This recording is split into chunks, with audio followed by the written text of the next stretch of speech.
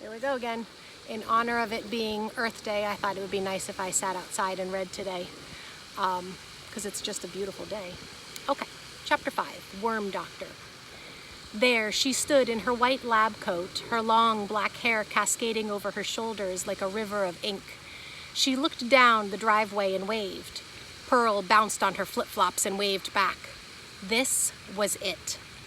Her mother would meet Dr. Wu, and Ben's grandfather would meet Dr. Wu, and then they would get to see what a nice person she was. And then Pearl and Ben would go inside and begin their apprenticeships. And it would be the best summer ever. Dr. Wu walked with small, graceful steps, a stethoscope hanging from her neck. No one said a word. The only sound was a quiet crunch, crunch, crunch as the soles of the doctor's shoes pressed into the gravel. And when she reached the gate, she pulled a ring of keys from her coat pocket and locked the padlock. After the gate swung open, she stepped out. "Hello," she said in her calm voice. "I am Dr. Emerald Wu." She held out her hand to Mrs. Petal, her right index finger still missing. "And I am Abe Silverstein, Ben's grandfather." And he shook the doctor's hand. "Welcome to Buttonville." "Thank you." A few specks of yellow glitter dotted the doctor's cheekbones. Pearl remembered the glitter that had fallen from Dr. Wu's hair during their first office visit. She told them it was fairy dust. "Duke, come back here. Come here. Good boy. Come listen to the story, Duke." "Ben, Pearl, are you ready to begin?" "Yes," they both said as they hurried through the gateway.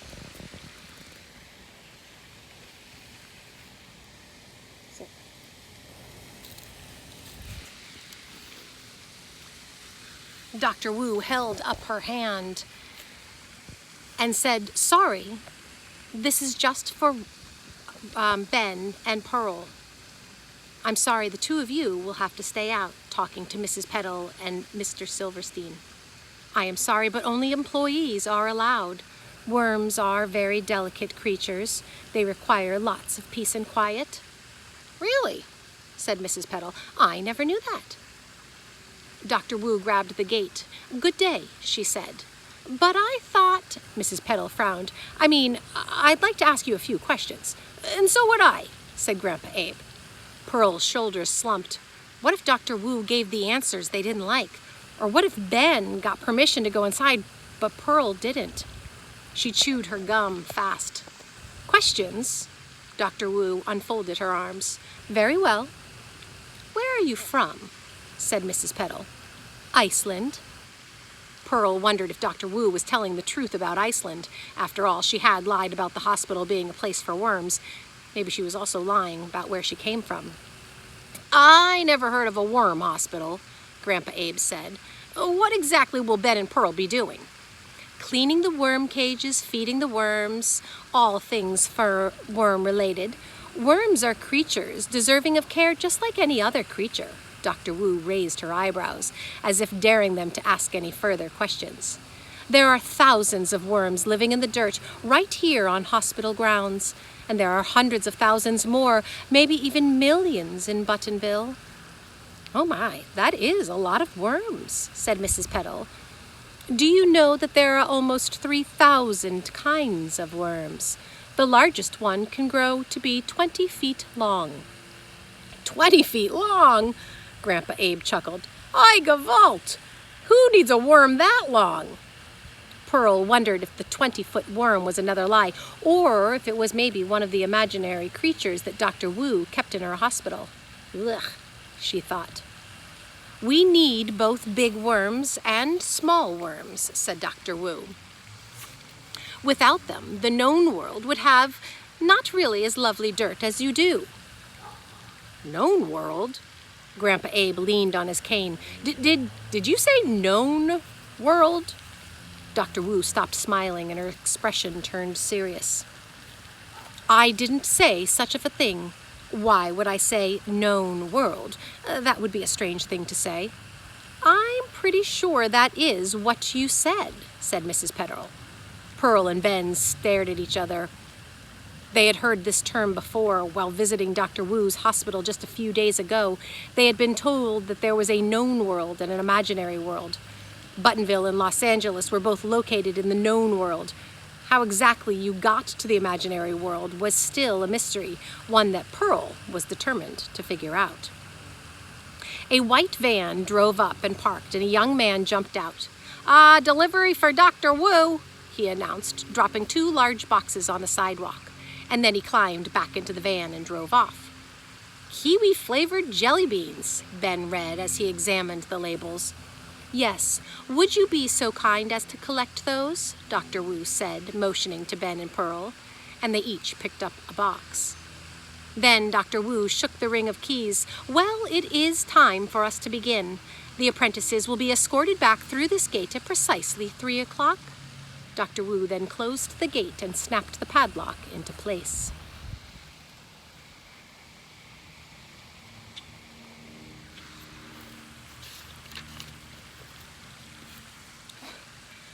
Why do you keep the gate locked? Grandpa Abe wondered from the other side.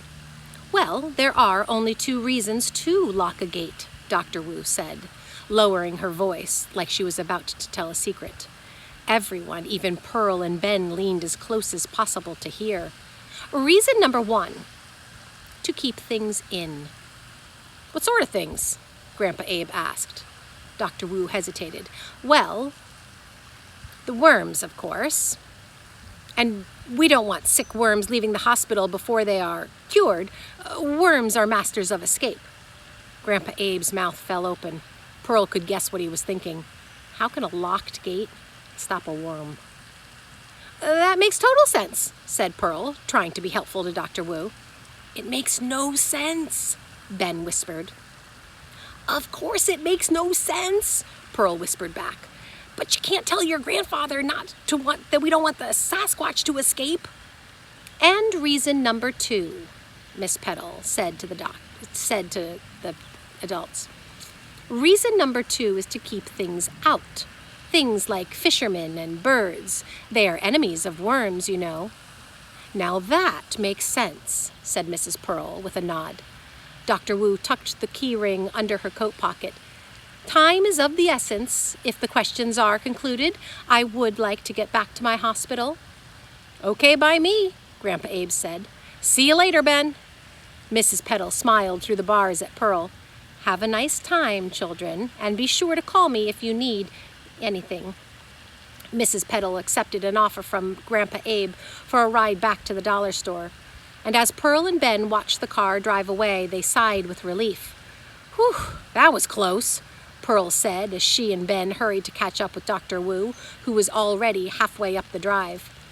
The package Pearl carried wasn't very heavy, even though the label said it contained 1,000 fun-sized boxes of jelly beans. Are you having a party or something? She asked Dr. Wu. The jelly beans are for the fairies, Dr. Wu replied. They really prefer the tropical flavors such as coconut, pineapple, and mango. But kiwi is truly their favorite. Fairies eat sugar in that regular form? Well, yes. Fairies eat sugar in all forms, but that is their primary source of food. Yellow glitter drifted from the doctor's hair. A few flecks landed in Pearl's box. Can I meet a fairy? Dr. Wu didn't respond. She quickened her pace. What are we going to do today? Ben asked as they headed up the hospital's front steps. We're not really going to work with worms, are we? Of course we're not going to work with worms, said Pearl, and then she frowned. Wait, we're not, right? Still, Dr. Wu said nothing. Was she always this mysterious? As they followed the doctor inside, the sound of an engine roared in the distance. Pearl whipped around. Mrs. Mulberry's car came to a screeching stop outside the gate. Yoo-hoo, Dr. Wu! I've brought my daughter to meet you. Pearl didn't waste a second. She dropped the jelly bean box, pushed Ben out of the way, flung herself at the hospital's front door. Ben lost his balance and fell as Pearl slammed the door shut. Good riddance, Victoria. And then she slid the deadbolt into place. What'd you do that for? Ben complained as he struggled to his feet. I didn't really mean to push you over, but Victoria Mulberry is trying to steal my apprenticeship. I think I broke my tailbone, he said, rubbing his backside. We haven't even started today and I'm already hurt. Sorry, Pearl said, and then she looked around. Wait, where's Dr. Wu? Where indeed is she?